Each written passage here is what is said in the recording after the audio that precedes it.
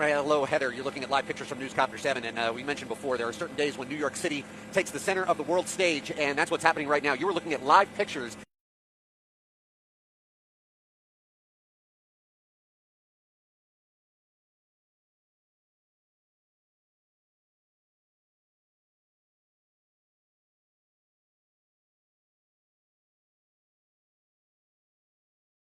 But as Maduro gets closer and closer to coming into the courtroom, how long for typically do these proceedings last? And are you surprised they haven't done one of those video things like we saw at Mangione and with others? Here in New York, they like to bring you into court, so I'm not that surprised at all. No, I think that despite the security concerns, they're going to want to bring him in. And look, let's be honest, there's an element of theater to this, even though there won't be cameras in the courtroom. So that doesn't surprise me. In terms of length, this is going to go on a while.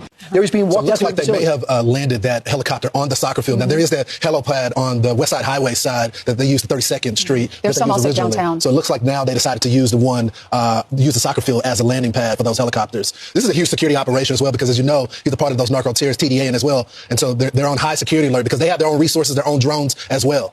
So you got to read the 25-page indictment. They have an airtight case on this guy. I'm not saying there's not going to be moments that things are going to be tossed out that might be lengthy, and it's going to be costly. But they got him dead to rights through 3 administrations.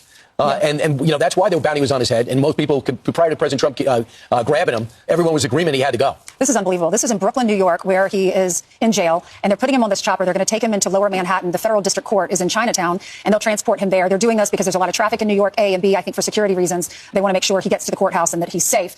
This is going to be a typical briefing today. He and his wife will appear there together. They'll both enter their pleas. They're expected to be non-guilty. Then bail will be addressed, and the next court date will be set. There will not be cameras in the courtroom, and this is the first step of years-long prosecution, because they're going to take probably another year to seat a jury to weigh in on all the evidence they have against him. But Donald Trump said the judge is a respectable judge, and he said we'll most certainly order them to be held without bond. They say that he will ask prosecutors and the defense attorneys how much time they will need to prepare for a trial.